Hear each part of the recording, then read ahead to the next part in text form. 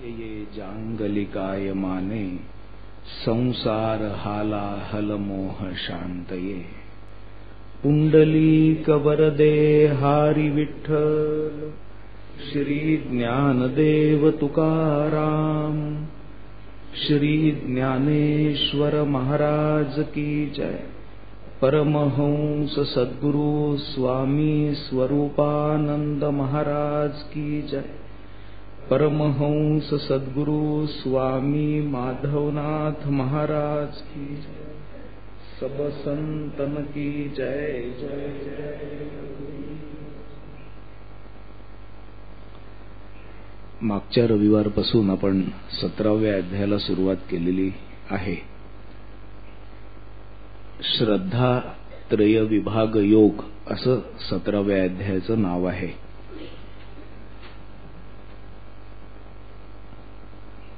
दैवी आणि आसुरी गुणसंपदेची लक्षणं 16व्या अध्यायामध्ये सांगितली, पण दैवी आणि आसुरी असा भेद मुळातच निर्माण का होतो असा एक प्रश्न आहे। आपल्या आपल्या प्रकृतीच्या नियमनाप्रमाणे किंवा प्रकृतीच्या स्वभावाप्रमाणे असा भेद निर्माण होतो असं भगवद्गीता उत्तर देखील देते।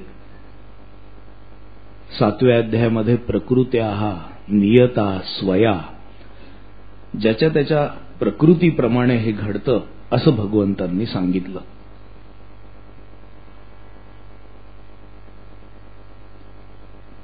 नवव्या अध्यायामध्ये यान्ति देवव्रता देवान् पितॄन् यान्ति पितृव्रताः भूतानि यान्ति भूतेज्या यान्ति मद्या जिनोपिमाम। जे देवांचं यजन करतात ते देवांना प्राप्त होतात, जे पितरांचं करतात ते पितरांना प्राप्त होतात, जे भूतांचं क्षुद्र योनींचं असं यजन करतात ते क्षुद्र योनींना प्राप्त होतात, आणि जे माझं यजन करतात ते मला प्राप्त होतात असं सांगितलं। असंही सांगितलं की हे सर्व यजन या स्वतंत्र देवता नसून प्रत्यक्षतः मला मिळतं, पण त्यांच्या मनामध्ये या स्वतंत्र देवता आहेत असा भाव असल्यामुळं त्या त्या देवता त्यांना फल देतात असा त्यांचा भाव निर्माण होतो।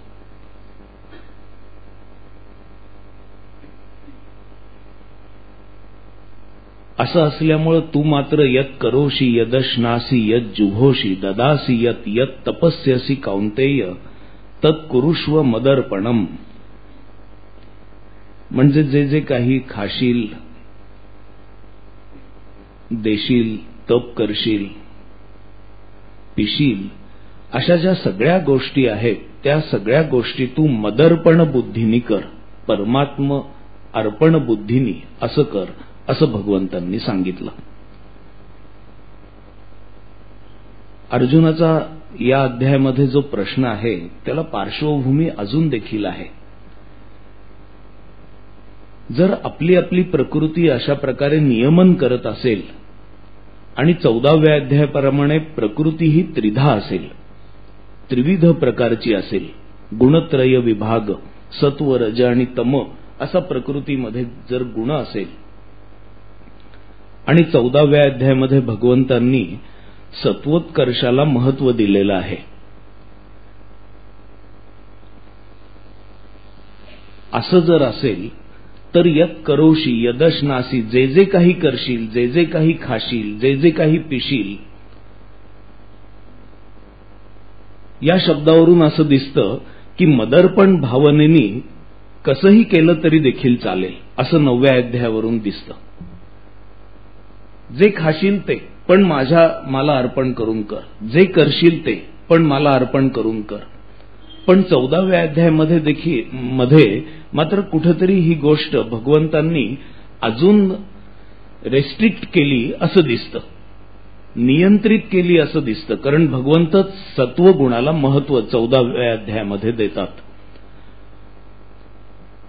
आणि ही जी सात्विक गोष्ट आहे ही सात्विक गोष्ट जतन करावी असं देखील सांगतात। त्याचा उत्कर्ष करावा असं सांगतात, तरच तू गुणातीत होऊ शकशील असं निरूपण करतात. एवढंच नाही तर 16व्या अध्यायाच्या अखेरीला भगवंतांनी तस्मात् शास्त्रम प्रमाणन्ते कार्याकार्य व्यवस्थितौ, शास्त्र हे प्रमाण आहे असं परत सांगून ठेवलं. काही जे करायचं ते आणि जे न करायचं ते हे शास्त्रांनी सांगितलेलं असलं पाहिजे असंही सांगितलं. मग यत करोशी यदश्नासी यद जुहोशी ददासी यत, याला नेमका अर्थ काय राहिला? जर शास्त्र म्हणतं तसं हे करायचं असेल तर मग 9व्या अध्यायामध्ये जे जे काही करशील, जे जे काही खाशील, जे जे काही तप करशील ते मला अर्पण करून कर म्हणजे झालं असं भगवंत सांगतात. याला निश्चित अर्थ काय राहिला? जर सत्वगुण वाढवायचा असेल आणि शास्त्र सांगतं तसं वागायचं असेल तर काहीतरी नियमच असला पाहिजे इथं. मग 9व्या अध्यायामध्ये असं कशा पद्धतीने सांगितलं गेलं असेल असा अर्जुनाच्या मनामध्ये प्रश्न निर्माण झाला. म्हणून अर्जुन भगवंतांना विचारतो आहे की ये शास्त्र विधी मुत्सृज्य यजन्ते श्रद्धयान्विताः. श्रद्धा आहे, प्रश्नाचं स्वरूप असं आहे की अंतःकरणामध्ये श्रद्धा आहे, पण जो शास्त्र विधी सांगितलेला आहे तो शास्त्र विधी सोडून यजन घडत आहे. तेषाम निष्ठा तु का कृष्ण. त्यांची निष्ठा म्हणजे आंतरिक अवस्था किंवा मनाची स्थिती कशा प्रकारची समजायची, कोणत्या निष्ठेने ते कर्म करतात असं समजायचं. शास्त्र न लक्षात घेता ते कर्म करतात, पण त्यांचं कर्म किंवा त्यांचं यजन, त्यांची भक्ती ही श्रद्धेने आचरली जाते आहे, पण त्याच्यात शास्त्र नाही. तेषाम निष्ठा तु का कृष्ण सत्वमाहो रजस्तमः. मग ती सात्विक समजायची की राजस समजायची की तामस समजायची? हे कृष्णा, श्रद्धेनी युक्त असून देखील शास्त्रातील विधी सोडून जे यजन करतात त्यांची निष्ठा, आंतरिक अवस्था किंवा मनाची स्थिती ही कोणती समजायची? सात्विक की राजस की तामस, असा प्रश्न या अध्यायाच्या सुरुवातीला अर्जुनाने विचारला. म्हणून 9व्या अध्यायाचं हे परिशिष्ट समजलेलं आहे. कशाही प्रकारे उपासना करून चालणार नाही असा आता इथं अर्थ झाला. त्याच्या निष्ठेला 14व्या अध्यायाप्रमाणे सात्विक राजस तामस असं काही परिमाण जर लाभत असेल आणि सत्ववृत्ती धारण करून त्याचा उत्कर्ष करून घेऊन जर गुणातीत होता येत असेल इतर निष्ठांनी नाही, तर मग अशी काही सोय आहे का की शास्त्रांनी नाही सांगितलं पण श्रद्धेने आचरलं तर त्या व्यक्तीला काहीतरी उन्नती घडेल की काय? अशा समजुतीतून अर्जुनाने हा प्रश्न विचारला. याच्यात जो शास्त्र हा शब्द आहे तो शास्त्र म्हणजे गीताशास्त्र. पहिली गोष्ट 15व्या अध्यायामध्ये इति गुह्यतमम शास्त्रम असा ज्याचा उल्लेख आलेला आहे ते 2व्या अध्यायापासून ते 15व्या अध्यायापर्यंत सांगितलेलं गीताशास्त्र. आणि गीताशास्त्र आहे हे उपनिषदातून आलेलं शास्त्र आहे. इति श्रीमद भगवद्गीतासु उपनिषत्सु. पहिली गोष्ट म्हणजे ते भगवंतांनी सांगितलेलं आहे, कृष्ण परमात्म्यांनी सांगितलेलं आहे. पण कृष्ण परमात्म्यांनी शास्त्राला सोडून सांगितलेलं नाही. उपनिषत्सु, उपनिषदांमधून आलं तेच कृष्णाने सांगितलं.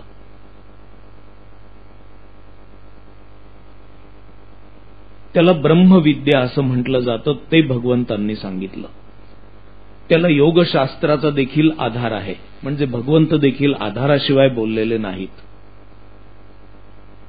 आणि कृष्णार्जुनांच्या संवादातून जे निर्माण झालं ते 15व्या अध्यायाच्या अखेरीपर्यंत सांगितलं गेलेलं ते शास्त्र. त्या शास्त्रामध्ये सांख्य म्हणजे आत्मविषयक तत्वज्ञान, त्या तत्वज्ञान मुरलेल्या स्थितीमध्ये सहज असणारी अशी कर्मनिष्ठा, तसंच योगबुद्धी म्हणजे स्थिर बुद्धी होण्यासाठी म्हणून, आत्म्याच्या ठिकाणी बुद्धी रत होण्यासाठी म्हणून सांगितला जाणारा कर्ममार्ग.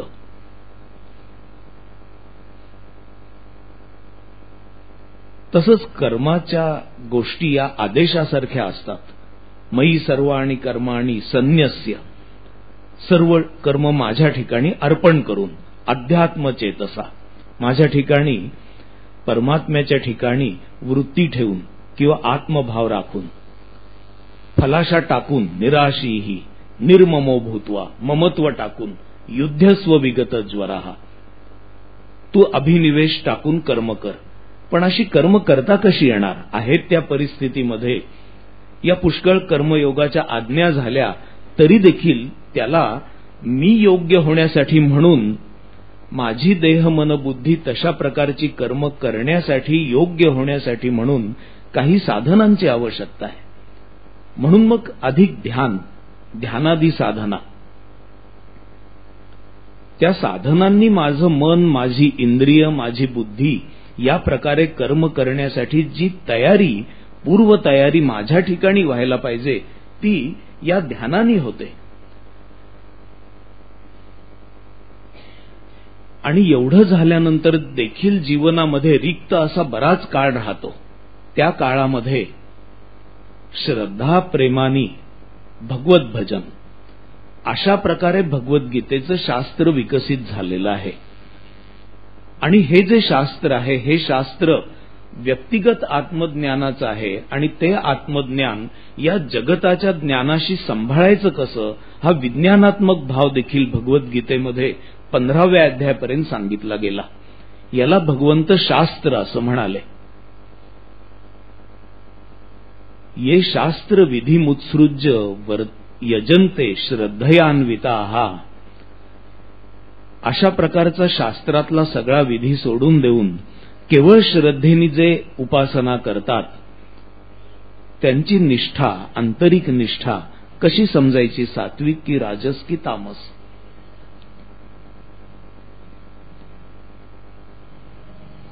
शास्त्रमार्ग सोडून स्वैर वर्तनानी सिद्धी मिळत नाही, असं खरं म्हणजे 16व्या अध्यायामध्ये सांगितलेलं आहे.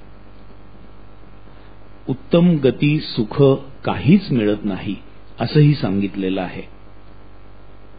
तरी देखील शास्त्ररहित पण आपापल्या श्रद्धेला अनुसरून चालविलेली उपासना ही समर्थनीय होऊ शकेल का, असा प्रश्न अर्जुनाने विचारलेला आहे. आणि त्याच्यावर शास्त्र दृष्टी सोडून केवळ स्वाभाविक सत्वगुणाच्या जोरावर सर्वांतर्यामी परमेश्वराच्या यजना एवढी मजल गाठता येत नाही. राजस तामस तर सोडूनच द्या, पण शास्त्रविधी सोडून सात्विक गुणांच्या केवळ आधारावर देखील एवढी मोठी मजल गाठता येत नाही. असं असल्यामुळे उपासना ही नेहमी शास्त्रदृष्ट अशी असली पाहिजे, शास्त्रांनी दाखवलेली अशीच असली पाहिजे. तसंच तत्वज्ञानयुक्त अशी असली पाहिजे. अशा प्रकारचं भगवंतांचं या अध्यायावर एकूण कथन आहे. भगवंत असं म्हणतात की प्राणीमात्रांची श्रद्धा ही स्वभावतः राजस, तामस, सात्विक अशा 3 प्रकारची असते. सर्व लोकांची श्रद्धा त्यांच्या त्यांच्या सत्वाप्रमाणे म्हणजे प्रकृती स्वभावाप्रमाणे असते. मनुष्य हा मुळातच श्रद्धामय आहे. ज्याची ज्या ठिकाणी श्रद्धा असते त्याप्रमाणे तो घडत असतो, त्याचं व्यक्तिमत्व घडत असतं. सत्वानुरूपा सर्वस्य श्रद्धा भवती भारत. आपल्या आपल्या सत्वाप्रमाणे म्हणजे प्रकृती स्वभावाप्रमाणे श्रद्धा ही होत असते. श्रद्धामयोयम पुरुषः, हा मनुष्य स्वभावताच श्रद्धामय आहे. अश्रद्ध असा मनुष्य नाही. योय श्रद्ध एव सहा, ज्याची ज्या ठिकाणी श्रद्धा तसा तो बनत असतो. म्हणजे देव नाही असं म्हणणारी जी मंडळी असतात त्यांची देव नाही अशी श्रद्धा असते, म्हणून तो नास्तिक होतो. आणि देव आहे असं जो म्हणत असतो त्याची श्रद्धा देव आहे असं म्हणत असते, म्हणून तो आस्तिक होतो. मुळातच श्रद्धामय आहे. कोणतं तरी एक गृहीत धरून मनुष्य सतत चालत असतो. आपल्या प्रकृतीप्रमाणे त्याचं गृहीत असतं. सत्वानुरूपा सर्वस्य श्रद्धा भवती भारत. ज्याचं जसं सत्व असेल तशी त्याची श्रद्धा असते. इथं जो सत्व हा शब्द आहे, हा शब्द देह स्वभाव किंवा बुद्धी किंवा अंतःकरण असा आहे. जे सत्व त्याला लाभलेलं आहे, जो देह स्वभाव अथवा बुद्धी अथवा अंतःकरण त्याला लाभलेलं आहे, त्याप्रमाणे त्याची श्रद्धा असते. म्हणून श्रद्धा याचा अर्थ स्वभावानुसार मनुष्याला होणारी त्या त्या प्रकारची सहज प्रेरणा. स्वभावानुसार जर स्वभाव परमेश्वर नाही असा असेल तर त्या प्रकारची प्रेरणा त्याला होते. आणि परमेश्वर आहे अशी जर प्रेरणा असेल तर तशा प्रकारची श्रद्धा त्याच्या ठिकाणी निर्माण होते.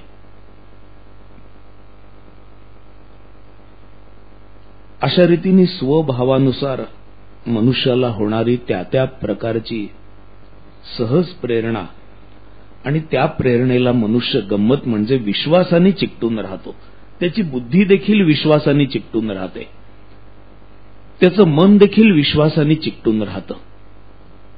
या दृष्टीने स्वभाव आणि श्रद्धा हे जवळजवळ पर्यायवाचक असे शब्द आहेत. जसा स्वभाव तशी श्रद्धा असं थोडक्यात सांगता येणं शक्य आहे. ज्याची जशी बुद्धी तशा प्रकारचं त्याला फळ. आणि ही बुद्धी होणं किंवा न होणं हे प्रकृती स्वभावावर अवलंबून आहे. आणि जर प्रकृती स्वभावावर अवलंबून असेल तशा प्रकारची बुद्धी होणं अथवा न होणं आणि जशी बुद्धी तसं फळ, तर मग प्रकृती स्वभावामध्ये बदल होतो की होत नाही हा एक प्रश्न याच्यातून निष्पन्न होतो.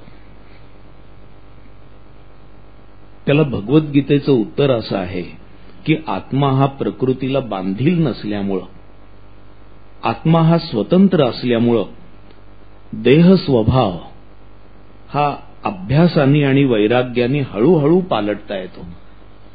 अभ्यासेनुत कौंतेय वैराग्येण च गृह्यते. कष्ट कमी अधिक लागतील, पण अभ्यास आणि वैराग्य या दोन गोष्टींमुळे प्रकृती स्वभावामध्ये पालट होणं शक्य आहे. या इथं मात्र या गोष्टीची चर्चा केलेली नाही. इथं मात्र श्रद्धा भेद का निर्माण होतात आणि कसे कसे काम करतात एवढंच या अध्यायामध्ये सांगितलेलं आहे. त्रिगुणांमुळे विविध प्रकारचे स्वभाव निर्माण होतात हे पहिलं कथन या अध्यायामध्ये आहे. हे जे स्वभाव निर्माण होतात त्या स्वभावामुळे श्रद्धा देखील 3 भागामध्ये वाटली जाते असं हा अध्याय सांगतो. आणि श्रद्धेनुसार जीवनात ज्या निरनिराळ्या क्रिया होतात त्या क्रियांचं वैविध्य देखील, जसं आहार, तप, कर्म, याचं जे वैविध्य निर्माण होतं ते वैविध्य काय आहे हे देखील या अध्यायामध्ये सांगितलेलं आहे. असं असल्यामुळं प्रथम 3 प्रकारच्या ज्या श्रद्धा आहेत त्या श्रद्धांचं निरूपण या अध्यायामध्ये केलेलं आहे.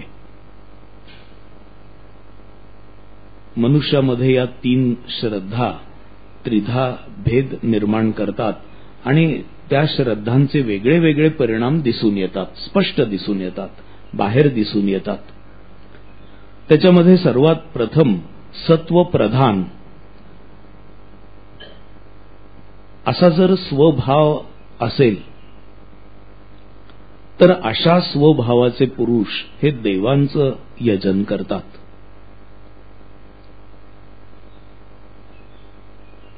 तसंच परमात्म्याचं देखील यजन करतात. देव म्हणजे सूर्य, चंद्र, वरुण, अरुण या वैदिक देवदेवता आणि शिवाय राम, कृष्ण, दत्त, शिव, हरी अशा प्रकारच्या देवदेवता आणि अक्षर असा परमात्मा, असं यजन करण्यासाठी दैवी गुणसंपदेची आवश्यकता असते. या दैवी गुणसंपदेचं वर्णन अभयम, सत्व, संशुद्धीही, ज्ञान, योग, व्यवस्थितीही अशा गुणांनी 16व्या अध्यायामध्ये वर्णन केलेली आहे. आणि असे दैवी संपदा लाभलेले महात्मे यजन कसं करतात हे 9व्या अध्यायामध्ये सांगितलेलं आहे. महात्मानस्तु मां पार्थ दैवीं प्रकृतिमाश्रिताः भजन्ति अनन्य मनसा ज्ञात्वा भूतादिमव्ययम् सततं कीर्तयन्तो मां यतन्तश्च दृढव्रताः नमस्यन्त्यश्च मां भक्त्या नित्ययुक्ता उपासते. या उपासनेला भगवंत शास्त्रसंमत उपासना असं म्हणतात. पहिला विषय असा आहे. राजस आणि तामस असा जर स्वभाव प्राप्त झाला असेल तर राजस स्वभावाचे यक्ष आणि राक्षस यांची उपासना करतात असं भगवंत म्हणतात. यक्ष आणि राक्षस म्हणजे ऐहिकातल्या गोष्टी पुरवण्यासाठी म्हणून मदतगार होणारे अशा देवता म्हणा किंवा अशा शक्ती म्हणा. आणि तामस स्वभाव लाभलेले जे आहेत ते याच गोष्टी प्राप्त करण्यासाठी म्हणून प्रेत आणि भूतगण यांच्यापासून शक्ती मिळवण्याच्या मागे लागतात, त्यांचं यजन करतात. या सर्वांचं वर्णन भगवंतांनी 16व्या अध्यायामध्ये आसुरी गुणसंपदा म्हणून केलेलं आहे. दंभो दर्पो अभिमानश्च क्रोधाः पारुष्यमेव च अज्ञानं चाभिजातस्य पार्थ संपदम आसुरीम. आणि दंभ अहंकारयुक्त असे होऊन ते काम आणि आसक्ती याच्या जोरावर शास्त्र विरुद्ध असं घोर तप देखील करतात. कशा करता करतात तर भोग प्राप्त होण्यासाठी म्हणून करतात. आणि शरीरात जो पंचभौतिक शरीराच्या समुदायामध्ये असलेला शरीरांतर्गत असा जो परमात्मा म्हणजे मी, परमात्मा, भगवंत, त्या परमात्म्याला देखील ते कष्ट देतात एक प्रकारे. अशा प्रकारच्या उपासना करून अशा प्रकारचे जे पुरुष आहेत ते अविवेकी आसुरी बुद्धीचे असं भगवंत बायफर्केशन करतात. अशा प्रकारे ज्या त्रिविध श्रद्धा आहेत ते त्रिविध श्रद्धा सत्व, रज आणि तम कशा कशा प्रकारे वर्तन करतात आणि त्यांचं फल काय असतं असं भगवंतांनी सांगितलं. आणि मग हीच गोष्ट भगवंत आहार, यज्ञ, तप, दान या गोष्टीबद्दल सांगतात. जर श्रद्धा आपल्या स्वभावाप्रमाणे श्रद्धा घडत असेल आणि श्रद्धेप्रमाणे कर्म घडत असतील तर त्रिविध श्रद्धा सांगितल्यानंतर मग सर्वात महत्वाची गोष्ट म्हणजे या श्रद्धेप्रमाणे घडत जाणारा आहार. आहार ही जी संकल्पना आहे ही संकल्पना मूळ शास्त्रामध्ये केवळ मुखाने घेण्याचा आहार नाहीये. आहार हा प्राधान्यतः मुखाने घेतला जातोच.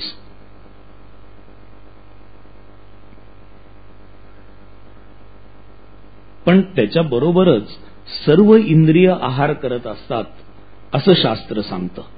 डोळे आहार करत असतात, कान आहार करत असतात, स्पर्श आहार करत असतो आणि सर्व इंद्रिय आपल्या आपल्या तऱ्हेने आहार करत असतात. त्यामुळं अंतर्यामी असणारी श्रद्धा, स्वभाव या सगळ्या बळकट व्हायला मदत होते. या आहाराचा परिणाम आंतरव्यक्तीवर निश्चित होत असतो.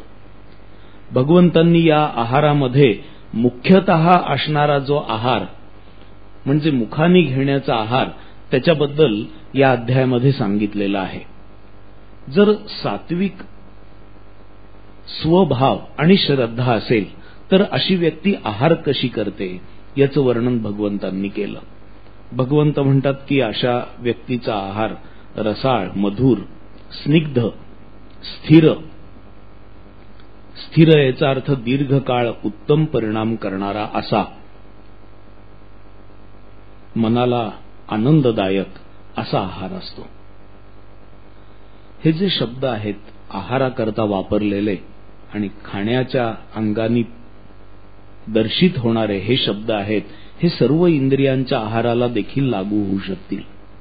रसाळ, मधुर, स्निग्ध, स्थिर म्हणजे दीर्घकाळ उत्तम परिणाम करणारे आणि मनाला आनंददायक असा आहार करावा असं सात्विक श्रद्धा असणाऱ्या व्यक्तीला वाटतं आणि त्याचा आहार तो तशा प्रकारचा ठेवतो.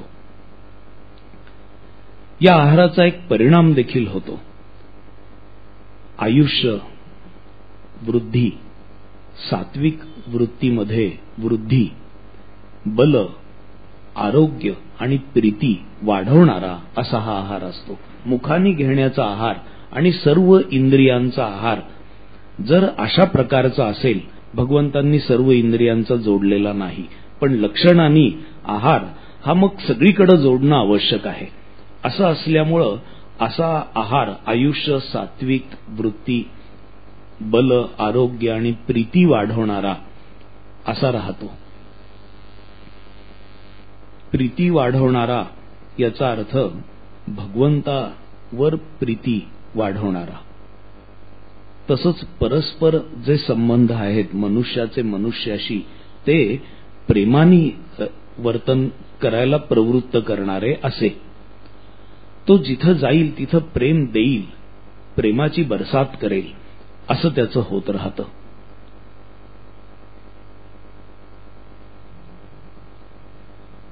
या सात्विक आहाराचं देखील नेहमी मितसेवन आवश्यक आहे असं भगवद्गीता अन्यत्र सुचवते. नात्यश्नतस्तु योगोस्ति न च एकांतम अनश्नतः.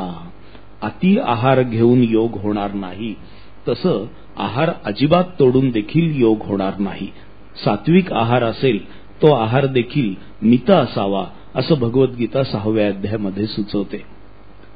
तसंच तो युक्त असावा. युक्ताहार विहारस्य युक्त चेष्टस्य कर्मसु युक्त स्वप्नावबोधस्य योगो भवति दुःख. हा योग हा तेव्हा दुःखाचा नाश करणारा असा होईल जेव्हा तो युक्त आहार असेल. आणि या ठिकाणी मात्र आहाराबरोबर आहार, विहार या सगळ्या गोष्टी भगवंतांनी जोडलेल्या आहेत. युक्ताहार विहारस्य युक्त चेष्टस्य कर्मसु. कर्मामधल्या चेष्टा देखील युक्त असाव्यात. युक्त स्वप्नावबोधस्य. झोप आणि जागृती देखील युक्त असावी. तसा 18व्या अध्यायामध्ये देखील जो कर्मयोग सांगितला तेव्हा विविक्त सेवी लघ्वाशी यतवा कायमानसः असं लक्षण सांगितलेलं आहे. कमी जेवणारा, म्हणून सात्विक आहाराचं नेहमी मितसेवन करावं असं भगवंतांनी सांगितलेलं आहे.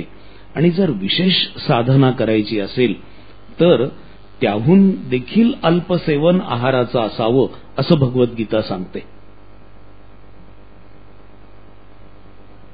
आहार ही साधना समजून आपण करावी आणि ती ईश्वराला समर्पण करावी किंवा ईश्वर भावनेने आहार या संकल्पनेकडे पाहावं असं भगवंतांनी 9व्या अध्यायामध्ये सांगितलेलं आहे. यत करोषि यदश्नासी यत जुहोषि ददासी यत तपस्यसी कौंतेय तत्कुरुष्व मदर्पणम. म्हणून हा जो आहार आहे हा आहार देखील साधना समजून करावा आणि ईश्वराला अर्पण करून करावा.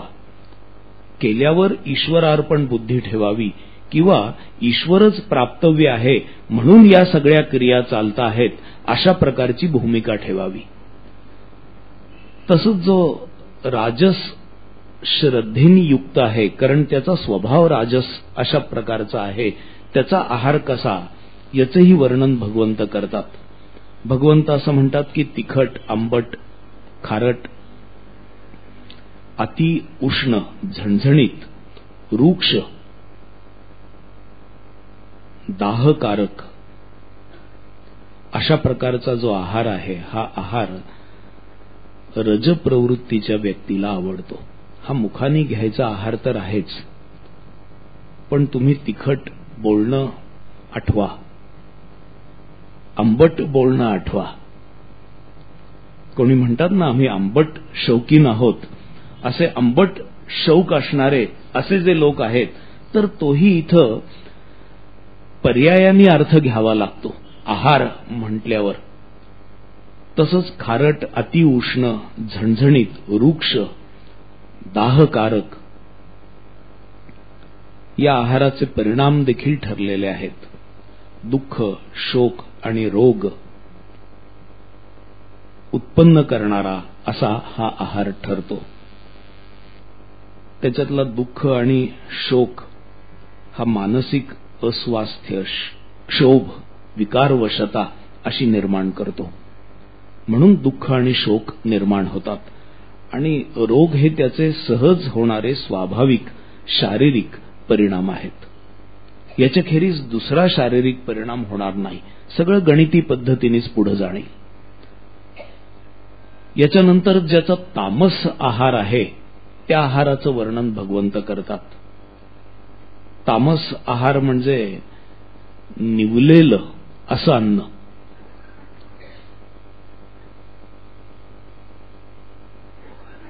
निवलेलं अन्न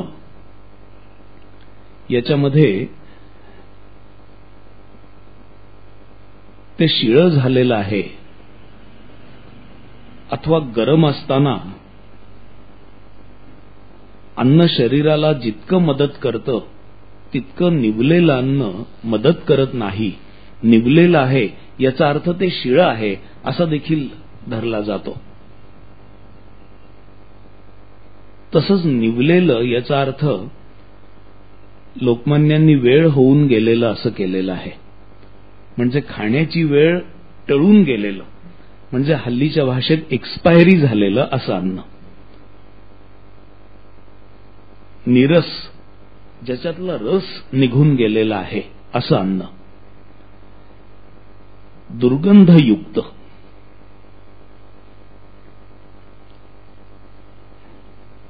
उष्ट, अपवित्र असं जे अन्न आहे असं अन्न तामस व्यक्तीला आवडतं. त्याच्या स्वभावानुसार त्याला ते अन्न आवडतं असं भगवंत म्हणतात. आणि बाकीच्याही आहारांची सगळी प्रवृत्ती अशाच प्रकारे तामस व्यक्तीची राहते. आहाराबद्दल सांगितल्यानंतर मग यज्ञाबद्दल भगवंत सांगतात. एकदा श्रद्धा त्रिविध झाली की आहार त्रिविध झाले. जसे आहार त्रिविध झाले तसा यज्ञ देखील त्रिविध झाला. सात्विक यज्ञ जो आहे तो यज्ञ फलाशा न ठेवता होतो. तो कर्तव्य समजून होतो. शास्त्रविधीप्रमाणे तो यज्ञ घडतो. शांत चित्तानी केलेली कृती असं त्याचं स्वरूप असतं. म्हणजे त्याच्यामध्ये स्वार्थ त्याग, फलाशा न ठेवता कर्तव्य समजून सेवा आणि शास्त्रविधीप्रमाणे म्हणजे समर्पण भावाने असा यज्ञ घडतो.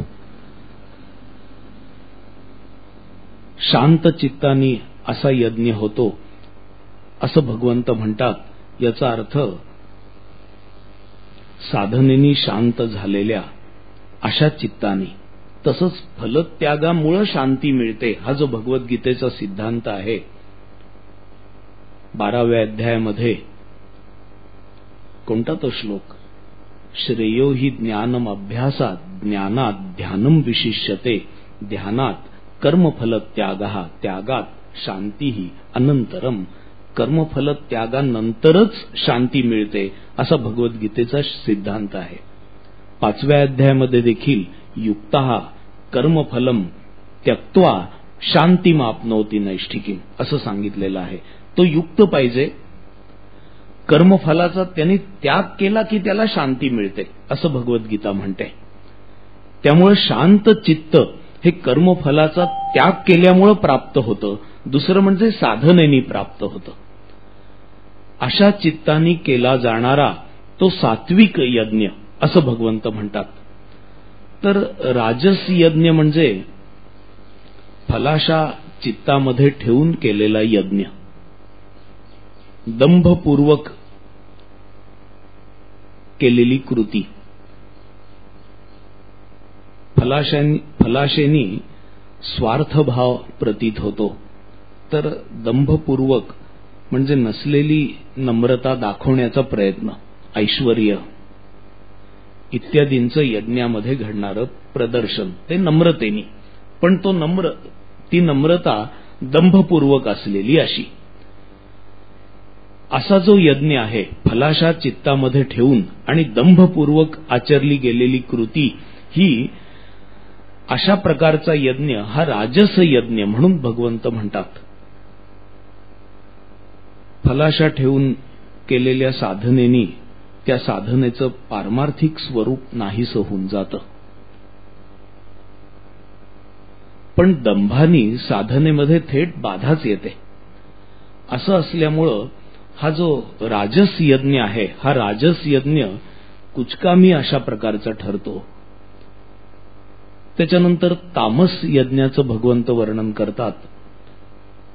शास्त्रविधी सोडून, शास्त्राला न जुमानता ज्या यज्ञामध्ये अन्नोत्पत्ती घडत नाही अशा प्रकारे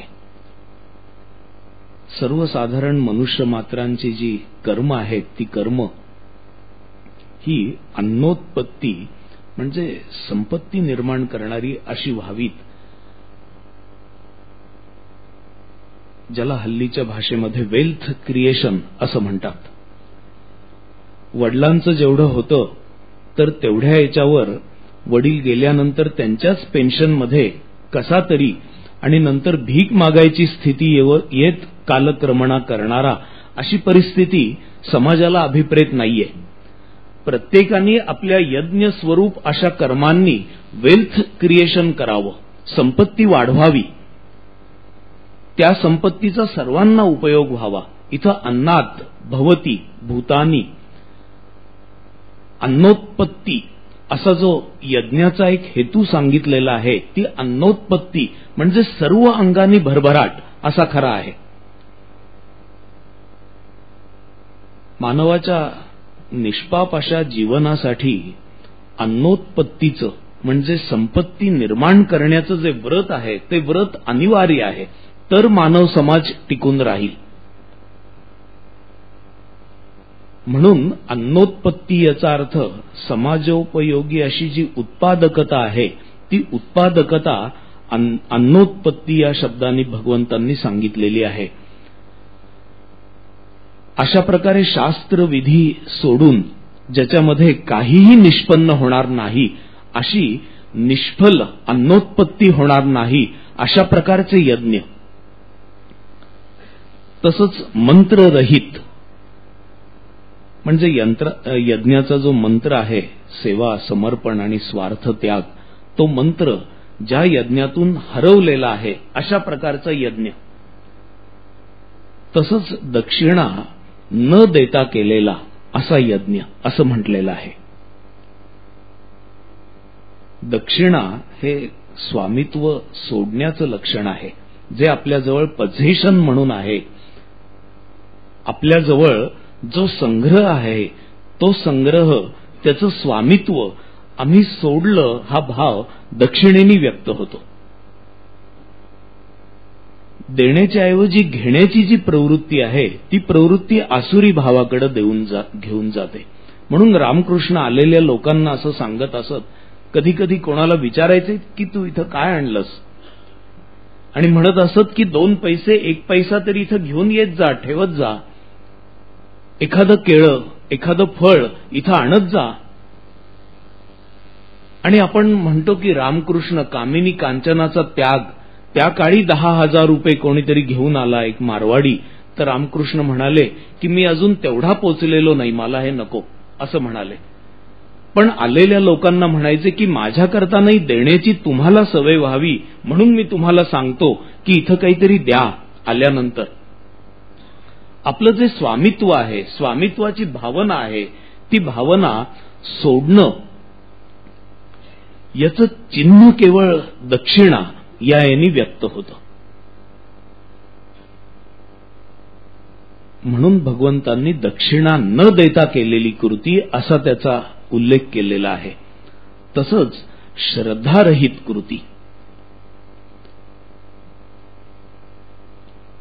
यज्ञ तर करायचा पण विनाश्रद्धेने करायचा. एवं गुणविशिष्ट केला जाणारा जो यज्ञ आहे, तो यज्ञ तामस यज्ञ म्हणून भगवंतांनी वर्णन केलेलं आहे. त्याच्यानंतर भगवंत तप, दान याचं वर्णन करतात. आणि ओम तत्सत हे जे ब्रह्म नाम आहे, त्या ब्रह्मनामाकडे हा अध्याय येतो. हे सगळं आपण पुढच्या वेळेला बघू. हरि ओम तत्सत. विठ्ठल विठ्ठल विठ्ठल विठ्ठल विठ्ठल विठ्ठल विठ्ठल विठ्ठल. नमितो योगी थोर विरागी, तत्वज्ञानी संत, तोस कविवर परात्पर गुरु, ज्ञानदेव भगवंत. ओम ईशावास्यम इदं सर्वं यत्किंच जगत्याञ्जगत्, तेन त्यक्तेन भुञ्जीथाः, मा गृधः कस्य स्विद्धनम्. ओम शांति शांति शांति. ज्ञानोबा माऊली प्रभू स्वामी. बोला जगद्गुरु श्री ज्ञानेश्वर महाराज की जय. परमहंस सद्गुरु स्वामी स्वरूपानंद महाराज की जय. परमहंस सद्गुरु स्वामी माधवनाथ महाराज की जय. सब संतन की जय. जय जय रघुवीर.